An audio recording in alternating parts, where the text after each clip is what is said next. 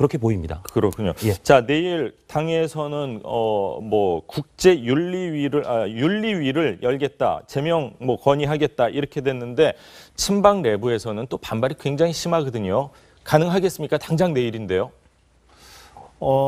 윤리위는 뭐 그걸 의결할 수 있습니다. 예. 왜냐하면 뭐 윤리 구성 자체가 당의 일반적 구성과는 달리 이 대표의 의중이 많이 반영된 구성일 거고요.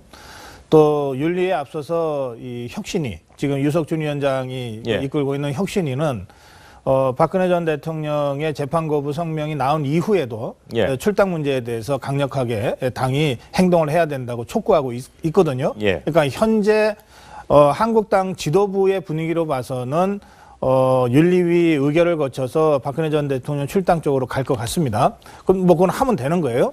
그런데 기술적으로는 가능하지만 그로 인한 정치적 후폭풍을 감당할 수 있겠느냐라고 하는 정책 판단이 필요한 거 아니겠습니까? 예. 그런데 제가 여러 번 말씀드립니다만 지금 박근혜 전 대통령이 나는 정치보복을 당하고 있다, 나는 희생양이다라고 하고 있는 상황에서 또 그 정치보복을 당하고 있다는 점을 공감한다고 홍준표 대표가 이야기한 상황에서 예. 나는 공감하지만 그러나 당신은 나가주시오라고 하는 조치를 취하는 것이 예. 우선 조리가 잘 서지 않고 논리적으로 설득력이 좀 떨어지고 네. 그리고 이렇게 희생양 프레임으로 박근혜 전 대통령이 정치 투쟁을 시작을 했는데 예. 당에서 이 등띠 밀어서 내보낼 경우에 박근혜 전 대통령을 지지하는 또 한국당을 지지하는 이 중첩되는 사람들이 많지 않겠습니까? 예. 이 사람들의 홍준표 대표에 대한 반발이 생각보다 클 수 있습니다. 예. 그런 점 때문에 윤리위 의결로 모든 게 끝나는 게 아니고 예. 윤리위 의결 이후에 또 다른 절차들이 있고 결국은 홍준표 대표가 최종적으로 결단을 내려야 이제 마무리가 되는 건데 예. 그때까지는 여러 가지 상황을 좀 더 볼 수밖에 없지 않냐. 그렇게 이 당적 정리 문제로요. 바른정당하고 한국당과의 통합이 조금 어려움을 겪는 거 아닌가. 오히려 바른정당하고 국민의당의 움직임이 심상치가 않은 것 같습니다. 두 당이 합칠 때 시너지 효과가 가장 큰 여론조사 결과가 나왔는데 첫 지도부 만남이 있었습니다. 어떻게 또 새로운 통합이 이루어지는 걸로 봐야 될까요? 아무래도 그럴 가능성이 높아 보입니다. 사실은 이제 통합을 한다라고 한다면 양당에게 굉장한 그 어떤 시너지 효과가 있어야 된다라고 보고요. 그렇죠. 그러한 시너지 효과라고 하는 것은 결국 국민적인 어떤 지지 그리고 그 국민적 지지를 이어받아서 내년 지방선거까지 성과를 내야 된다라는 당면 과제를 해결하는 어떤 그런 목표가 있기 때문에 아마도 이 여론 지지가 굉장히 높은 쪽으로 통합의 방향이 흐를 수밖에 없다라고 보이고요. 예. 현재 바른정당의 구성을 보게 되면 사실은 뭐 지금은 통합파가 굉장히 통합을 이끌어가는 어떤 그런 모습 처럼 보이지만 유승민 대표를 또 중심으로 한 자강파의 힘이 굉장히 또 세고 현재 의원직을 가지고 있지 않지만 바른정당 외에 있는 원외위원장이나 이런 분들도 사실상은 그 자강을 하겠다. 독자적으로 홀로 서겠다는 의견이 세기 때문에 예. 아마 바른정당으로서는 어떻게 보면 오히려 국민의당과의 통합을 더 염두에 두는 쪽이 굉장히 또 많다라고 보입니다. 예. 그러나 이제 국민의당은 좀 상황이 좀 복잡하다라고 보이는데요. 사실 국민의당의 의원들 대부분이 전부 다 호남에 몰려 있는 상황인데 예. 호남 같은 경우에는 과연 이 바른정당과의 통합을 어떻게 볼 것인지 바른정당과의 통합을 했을 때 호남의 어떤 기초의원이라든지 의석 뭐 기초단체장이라든지 이런 부분에 있어서 예. 의석을 내고 또 호남의 어떤 유권자의 지지를 받을지를 또 고민해 보게 되면 예. 사실상 호남과 또 다른 그 외 지역이 상당히 틀린 어떤 결론을 가져올 것으로 생각이 됩니다. 그렇기 때문에 아마 국민의당에서는 이번에 이 여론조사 결과 나온 것에 대해서 국감 중에 왜 이런 거를 발표했냐라고 이야기를 했지만 사실은 이것이 내부적으로 정리가 되지 않았는데 왜 이걸 섣부르게 발표를 해서 안에서 혼란을 만드느냐라는 그런 이야기로 좀 볼 수 있을 것 같습니다. 자, 김동철 주호영 원내대표가 오늘 만남을 갖는데 네. 어떤 의미 있는 결과가 나올 수 있을까요?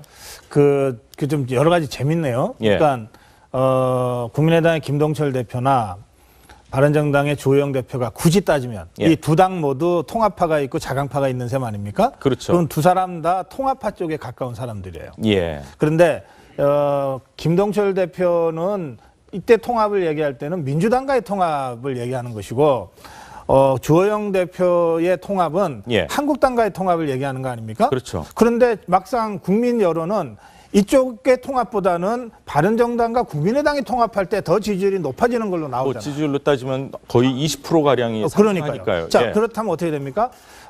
작년 4월에 국민은 다당제를 만들어 놨는데 예.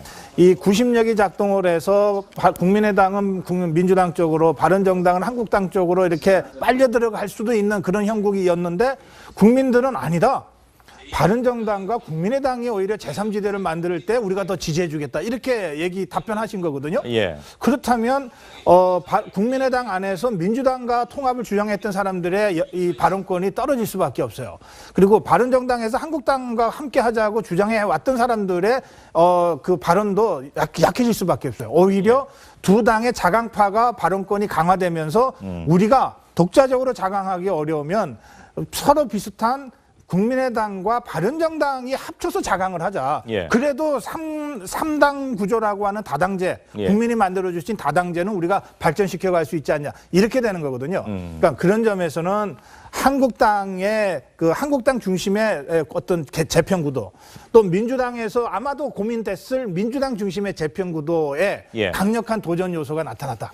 그런 점에서 이 여론조사는 굉장히 중요한 여러 가지 의미를 갖습니다. 이런 여론조사 자체가 처음에는 뭐 비밀리에 비공개로 했다고 하는데 이렇게 밝혀진 거는 어떻게 보면 안철수 대표가 두 당에 합쳐지는 거에 대한 긍정적인 신호라고 봐도 될까요? 안철수 대표가 깜짝 놀랐다는 거 아닙니까? 예. 국민의당 지도부도 다들 놀랐다는 거 아닙니까? 오히려 박지원 대표는 박지원 전 대표는 왜 그런 걸 했냐 뭐 그러니까 이렇게. 예. 당연히 이것은 자강파에 힘을 실어주는 여론조사니까 자강파 쪽에 있는 안철수 대표나 또는 바른정당 쪽에도 유승민 의원한테는 이게 굉장히 큰 힘이 되는 거니까 당연히 어떤 형태로든 언론을 통해서 공표되는 걸 내심 원하고 있을 겁니다. 예, 과연 어느 형태로 통합이 이루어질지 계속해서 지켜보도록 하고요.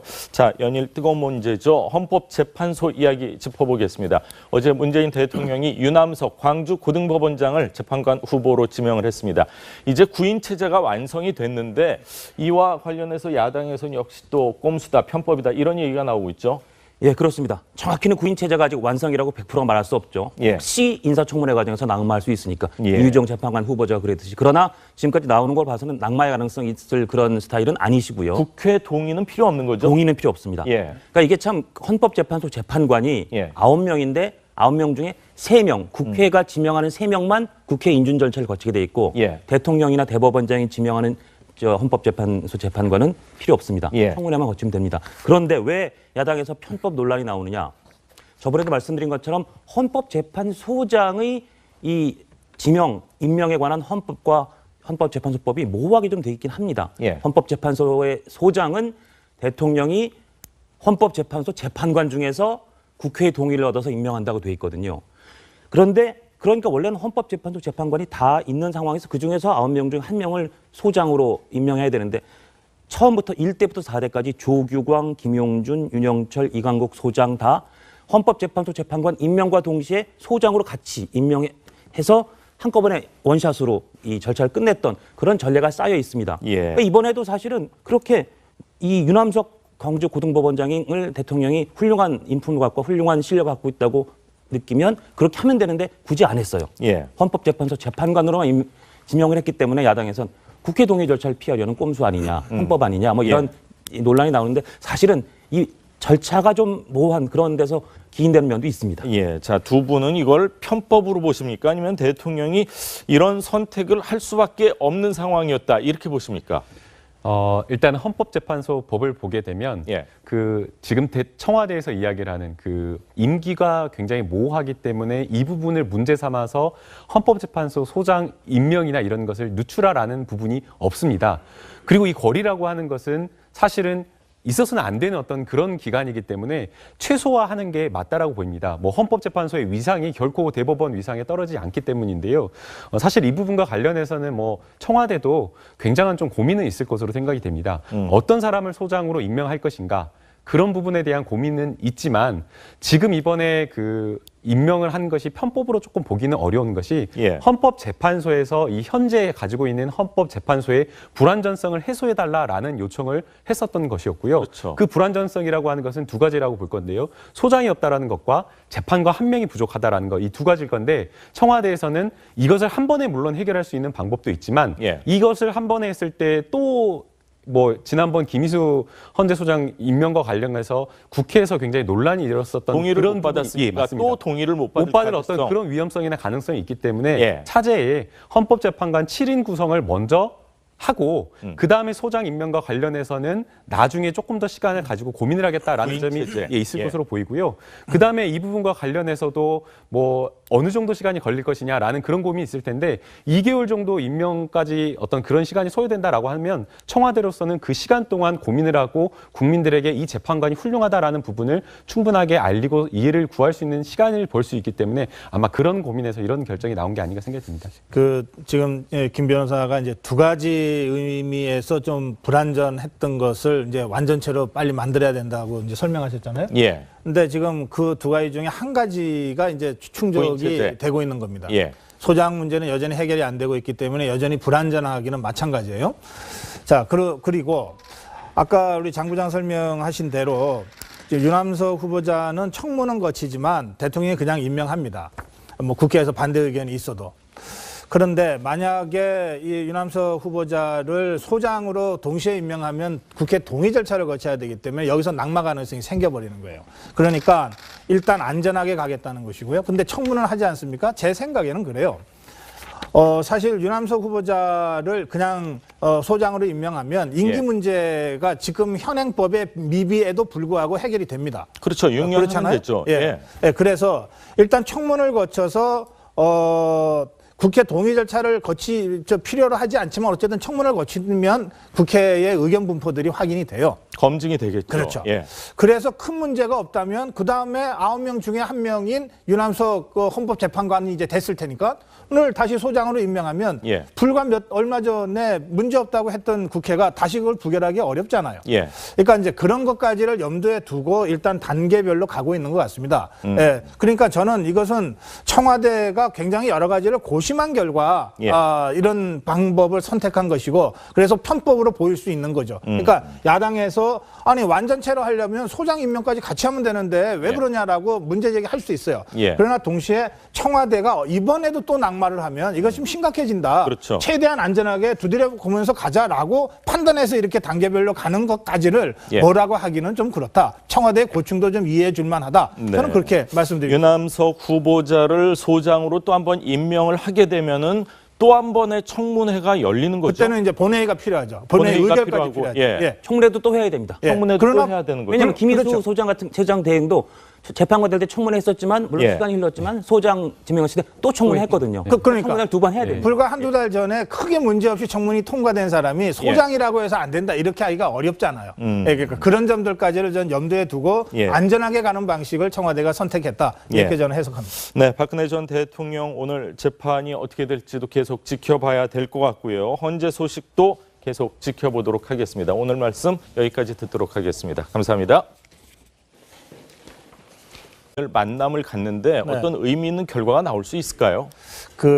좀 여러 가지 재밌네요. 예. 그러니까 국민의당의 김동철 대표나 바른정당의 조영 대표가 굳이 따지면 예. 이 두 당 모두 통합파가 있고 자강파가 있는 셈 아닙니까? 그렇죠. 그럼 두 사람 다 통합파 쪽에 가까운 사람들이에요. 예. 그런데 김동철 대표는 이때 통합을 얘기할 때는 민주당과의 통합을 얘기하는 것이고 주호영 대표의 통합은 예. 한국당과의 통합을 얘기하는 거 아닙니까? 그렇죠. 그런데 막상 국민 여론은 이쪽의 통합보다는 바른정당과 국민의당이 통합할 때 더 지지율이 높아지는 걸로 뭐 나오잖아요. 지지율로 따지면 거의 20%가량이 그러니까요. 상승하니까요. 자, 예. 그렇다면 어떻게 됩니까? 작년 4월에 국민은 다당제를 만들어 놨는데 예. 이 90력이 작동을 해서 국민의당은 민주당 쪽으로 바른정당은 한국당 쪽으로 이렇게 빨려 들어갈 수도 있는 그런 형국이었는데 국민들은 아니다.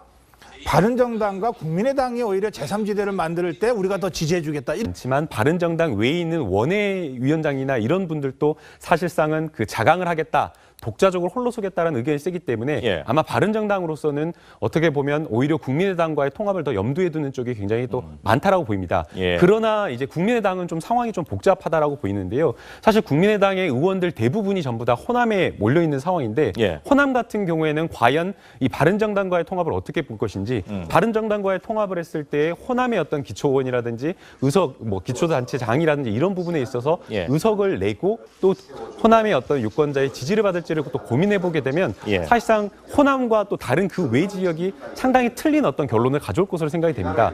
그렇기 때문에 아마 국민의당에서는 이번에 이 여론조사 결과 나온 것에 대해서 국감 중에 왜 이런 거를 발표했냐라고 이야기를 했지만 사실은 이것이 내부적으로 정리가 되지 않았는데 왜 이걸 섣부르게 발표를 해서 안에서 혼란을 만드느냐라는 그런 이야기로 좀 볼 수 있을 것 같습니다. 자, 김동철 주호영 원내대표가 오늘 상을 좀 더 볼 수밖에 없지 않냐. 그렇게 이 당적 정리 문제로요. 바른정당하고 한국당과의 통합이 조금 어려움을 겪는 거 아닌가. 오히려 바른정당하고 국민의당의 움직임이 심상치가 않은 것 같습니다. 두 당이 합칠 때 시너지 효과가 가장 큰 여론조사 결과가 나왔는데 첫 지도부 만남이 있었습니다. 어떻게 또 새로운 통합이 이루어지는 걸로 봐야 될까요? 아무래도 그럴 가능성이 높아 보입니다. 사실은 이제 통합을 한다라고 한다면 양당에게 굉장한 그 어떤 시너지 효과가 있어야 된다라고 보고요. 그렇죠. 그러한 시너지 효과라고 하는 것은 결국 국민적인 어떤 지지 그리고 그 국민적 지지를 이어받아서 내년 지방선거까지 성과를 내야 된다라는 당면 과제를 해결하는 어떤 그런 목표가 있기 때문에 아마도 이 여론 지지가 굉장히 높은 쪽으로 통합의 방향이 흐를 수밖에 없다라고 보이고요. 예. 현재 바른정당의 구성을 보게 되면 사실은 뭐 지금은 통합파가 굉장히 통합을 이끌어가는 어떤 그런 모습처럼 보이지만 유승민 대표를 또 중심으로 한 자강파의 힘이 굉장히 또 세고 현재 의원직을 가지고 있지 않. 을 감당할 수 있겠느냐라고 하는 정책 판단이 필요한 거 아니겠습니까? 예. 그런데 제가 여러 번 말씀드립니다만 지금 박근혜 전 대통령이 나는 정치 보복을 당하고 있다, 나는 희생양이다라고 하고 있는 상황에서 또 그 정치 보복을 당하고 있다는 점을 공감한다고 홍준표 대표가 이야기한 상황에서 예. 나는 공감하지만 그러나 당신은 나가주시오라고 하는 조치를 취하는 것이 예. 우선 조리가 잘 서지 않고 논리적으로 설득력이 좀 떨어지고 네. 그리고 이렇게 희생양 프레임으로 박근혜 전 대통령이 정치 투쟁을 시작을 했는데 예. 당에서 이 등 뛰밀어서 내보낼 경우에 박근혜 전 대통령을 지지하는 또 한국당을 지지하는 이 중첩되는 사람들이 많지 않겠습니까? 예. 이 사람들의 홍준표 대표에 대한 반발이 생각보다 클 수 있습니다. 예. 그런 점 때문에 윤리위 의결로 모든 게 끝나는 게 아니고 예. 윤리위 의결 이후에 또 다른 절차들이 있고 그걸 결국은 홍준표 대표가 최종적으로 결단을 내려야 이제 마무리가 되는 건데 예. 그때까지는 여러 가지 상황 그렇게 보입니다. 그렇군요. 예. 자, 내일 당에서는 뭐 국제 윤리위를 열겠다, 제명 뭐 건의하겠다 이렇게 됐는데 친박 내부에서는 또 반발이 굉장히 심하거든요. 가능하겠습니까? 당장 내일인데요. 윤리위는 뭐 그걸 의결할 수 있습니다. 예. 왜냐하면 뭐 윤리 구성 자체가 당의 일반적 구성과는 달리 이 대표의 의중이 많이 반영된 구성일 거고요.